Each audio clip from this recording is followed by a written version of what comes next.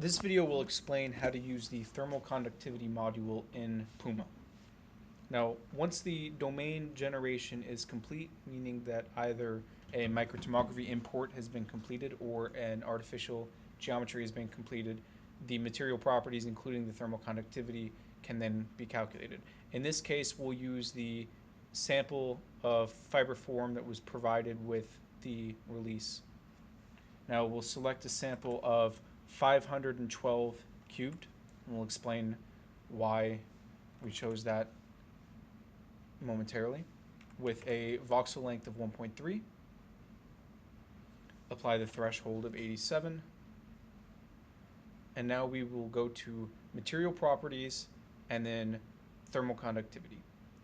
Now, within thermal conductivity, this method is a finite difference method which uses the BIC-G-STAB iterative method and FFTW to solve the linear system of equations. The theory behind this method is detailed in the PuMA user manual and documentation file, which is attached. In order to run this, you have to select the number of materials that are used. In this case, it's 2. So it's important to note that the voids are considered a material. And then you have to select the cutoff range. Now, if you remember from the previous tutorials, the cutoff for this sample, meaning that anything above it is considered material and anything below it is considered void, is 87. So that means between 0 and 86 is void, and between 87 and 255 is considered material. We then have to put in the thermal conductivities of each phase. So for the voids, we'll assume it's air rather than a vacuum, and we'll use air at room temperature, which is 0.0257.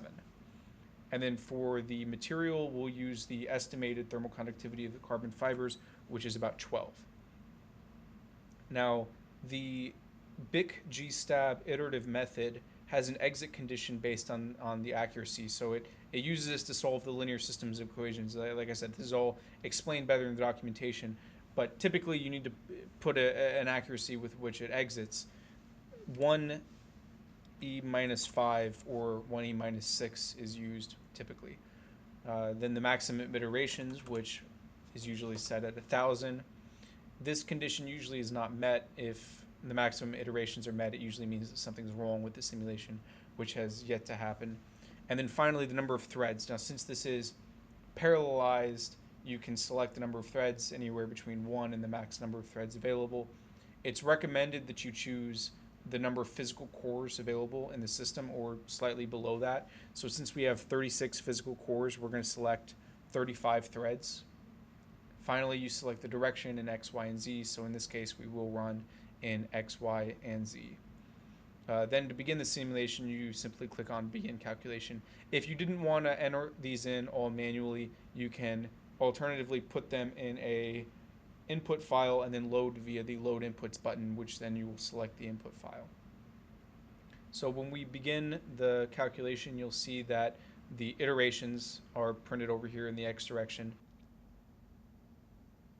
We skipped ahead to the end of the simulation just to save time. As you can see, the runtime was approximately 10 minutes with a little over 3 minutes in each direction. The X direction, Y direction, and Z direction conductivities are shown here. As you can see, the Z direction conductivity is the smallest, which is typical of a carbon fiber preform. For a fully representative volume, the Y direction and X direction would be the same. However, in order to get a volume that's truly representative of the overall material, you have to do much larger than what we did, which was a little bit bigger than half of a millimeter cubed. Now, the choice of 512 cubed was not an arbitrary choice, as I mentioned earlier. The FFTW varies in speed pretty significantly based on the length of the array that you use.